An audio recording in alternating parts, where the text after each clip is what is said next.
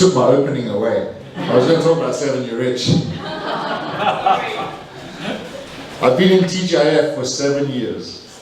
It's a long time, really, considering I never wanted to join this club in the first place. Queenie had asked me to come and join this club for a long time before I actually joined. She was actually attending the club for at least 6 or 7 months before I first walked through those doors.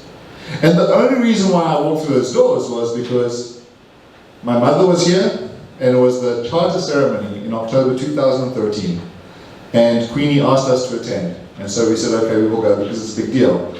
Of course, on that very first night in TGIF, at the charter ceremony, Queenie was put at the middle table with Lester and all the other charter members. Wendy was there, I think. And they were all sitting in the middle table. And my mother and I, we got kind of put at the back of the restaurant. It was in a restaurant called Toast. And we were sitting with Ivy Chow from Metro. And of course, by the end of that evening, my mother had made friends with everybody at the table. And of course, because I'm a very shy person, it's true, I'm a very shy person, I had spoken to precisely 3 people that night. Queenie, my mom, and Mark Blank, who I knew from rugby. And I think I said hello to Lester. But I spoke to hardly anybody that night. 2 weeks later was the next TGIF meeting. And Queenie said, why don't you come along? And I said, Toastmasters. I said to my mom, because my mother got stuck in Taiwan for 4 months at that time. So I said to my mom, well, what do you want to do on Friday night? Do you want to go to a nightclub? And she said, no. I said, how about a bar? And she said, no, let's go to Toastmasters instead. And so we came to Toastmasters that week, and 2 weeks later we came again, and 2 weeks later we came again, and 7 years later, I'm still coming. In those 7 years, they've been filled with amazing memories. And most of those memories don't include me. Most of those memories are about other people. And most of those memories include seeing how people have grown in this club. Of course, I have very significant memories for myself. You know, I joined the club in January 2014, I became a member. And within 3 months, pretty much like Sonia, I was the VP. How long have you been in the club? 6 months, yeah. So basically I became VP after 6 months in the club as well, so you're very brave. After 6 months I became the VP in the club, and then I became the president, and then we started Born to Shine, and then I stopped being an officer, which is a very good thing for me. But the memories of TGIF, the memories of watching Queenie start with her C1 speech, I am married an alien. If you don't know, that's me. Take that speech from C1 all the way to the national stage in the Chinese humor speech competition in 2014. We're seeing Lester achieve his lifelong dream of winning the Taiwan evaluation contest. Seeing his heartbreak in 2014, watching him lose, and then finally winning in 2015, something he had strived for 5 years. Seeing my first mentee, Joseph Kelpin, rise up from joining, I think he joined in July 2014, and in November 2014, he was 2nd place in the English humor speech competition in Taiwan. And seeing him 2 years later in 2016 going on to win those competitions. He came 2nd in Chinese humor speech competition, 1st in the English humor speech competition, and 1st in the evaluation competition. Those are the great memories. But not only those memories, the memories of every time we go for a conference and Shannon says to us, hey guys, I've booked an expensive room in an expensive hotel, I've got the wine, I've got the beer, I've got the vodka, I've got the whiskey, we're a Christian club, it's okay. And off we go to Shannon's room, and not just me, right, everybody, okay? And sitting there as a group, as a family, as just people who are coming together to grow in her room and sharing stories about our lives, about what we're doing in this club, why we are here, and the blessing that this club has been to us. These are the memories that I've had from TGIF. And they just go on and on and on. I remember the first time I saw Alex. Where's Alex? Alex should... Oh, there he is, right there. Oh, hi, Alex. Sorry for me. I remember the first time we saw Alex come into this club, and watching how Alex has grown in this club, from coming in and giving speeches so quickly that you didn't know what he was going to say, and you'd be walking on stage and you were like, what are you saying? You know, and seeing how Alex grew. And when I see somebody like Alex grow, I ask myself a question: why did he grow so much? And he has grown. I mean, give him a round of applause. That's like the best VP PR we've ever had, probably one of the best VPs we've ever had, and now he's having a rest for a year. But if I ask myself a question, why did somebody like Alex grow? There's a single answer: commitment. And when I looked at Alex, it's kind of reflected on me. Like I said to him, well, I grew a lot in Toastmasters, why did I grow? And it was the same thing, commitment. I made a commitment to this club when I signed up. I made a commitment to come to every single meeting. You know, when we have that induction ceremony, we all stand up there and say, oh, you know, I swear, one of the promises that we will always come to the meetings if we can. We will invite our friends, and we will always come. And for the first 3 years in Toastmasters, and remember, at TGIF at that time, we would meet 3 times a week. My first 3 years in Toastmasters, I missed precisely 4 meetings. I probably attended 120 meetings, and I missed 4 meetings from TGIF and Royal Sharpe combined. And then I finally went overseas for something. But that was a commitment I made. Not only in TGIF, but the commitment that I made to other clubs. There was a period of time, within 3 months, that I attended 80 meetings. That's almost 1 meeting a day.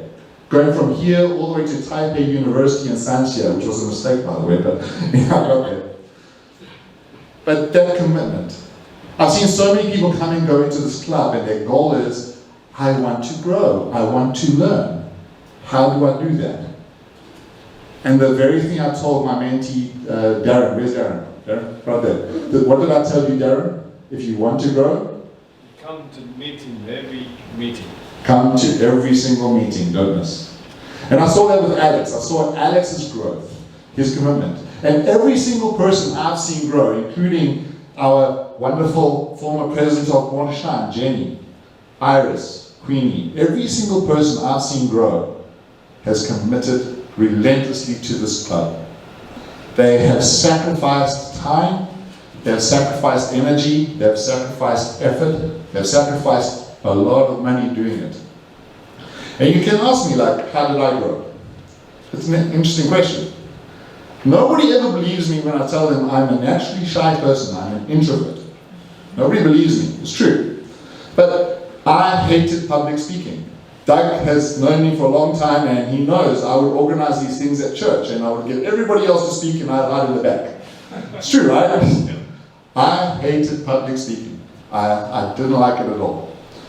So that's the one area I grew. I became better at public speaking. I think I became a better leader. I think I became a better teacher. But I also think I became a better person. And that was something I learned from the world champion of public speaking, Dhananjaya Hadiarachi, who gave that speech, that famous speech, I see something in you. He came to Taiwan and he said the goal of any speaker should be to become a better person. And you can ask Queenie, before I came here, I was very impatient with people, I'd get angry very quickly, I would really just not make friends very easily. But being the VP, being the president, you have to be patient with people. And so I learned how to be more patient with people. These are the ways that I grew in TGIF. And I asked myself, you know, was it worth it? Yes, it was. It was worth it. That commitment was worth it, to become that better person, to become better in all these areas of life. I think it has benefited my life and added value to my life and added a quality to my life that I would never have expected 7 years ago. And I look at that growth, and it's not only me I've seen that growth in. I've seen that growth in so many other people.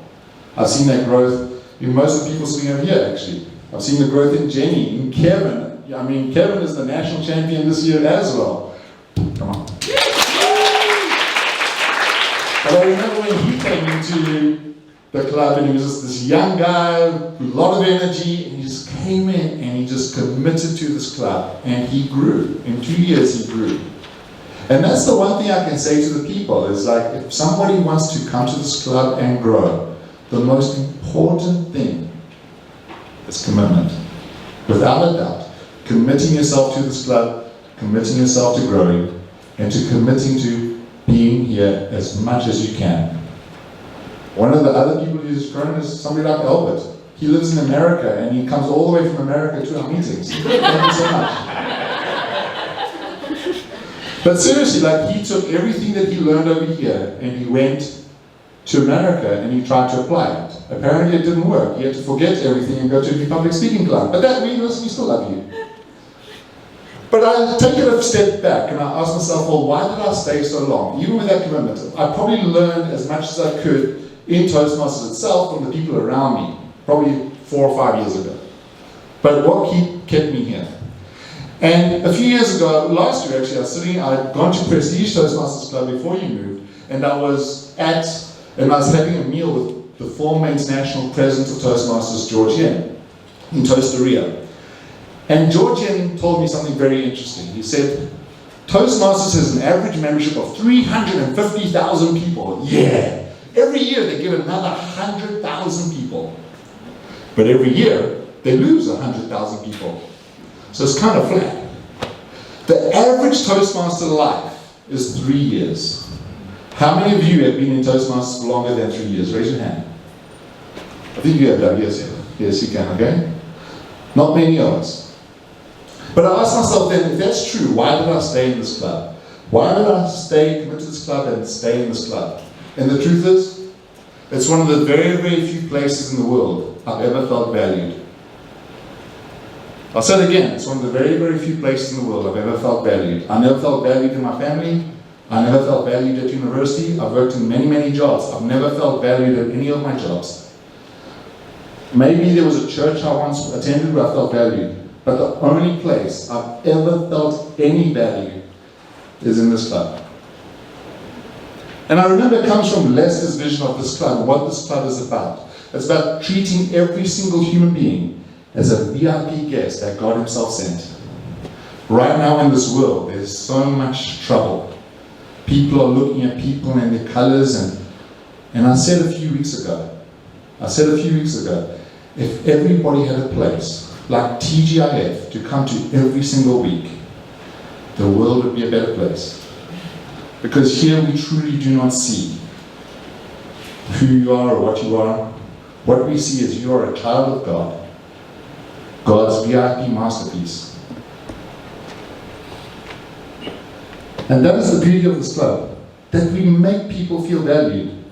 And that is the important thing. And I asked myself, when I came to this club, how did I make people feel valued? And one of the things is taking pictures. But you can ask Wendy at the beginning, I was awful, but I thought I was pretty good.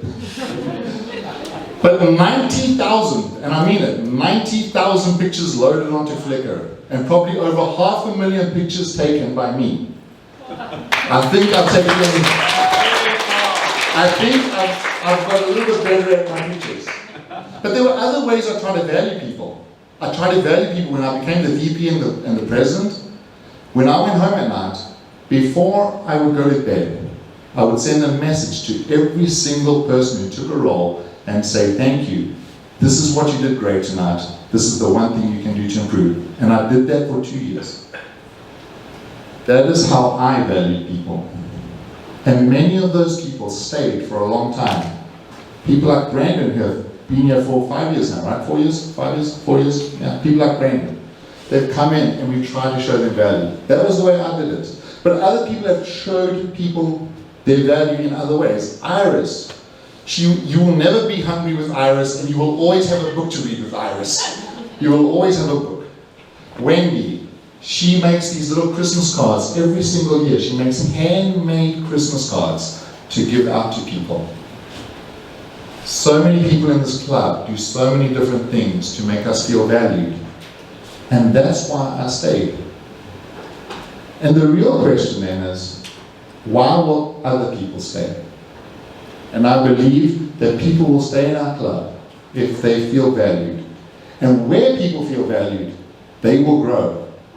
And so if you want to help people grow in this club, ask yourself a simple question. How can I show them they are valued? How can I show them that I appreciate them for the VIP masterpiece that God has sent into our life? That's the question. We're starting a new year now in the office terms for TGIF and Watershed. And I want you all the officers, both presidents, all the members, even the guests. Ask yourself tonight, how can I show the people in my club they are valued? But I don't want you to answer that question with words. I want you to answer that question with action. Toastmasters.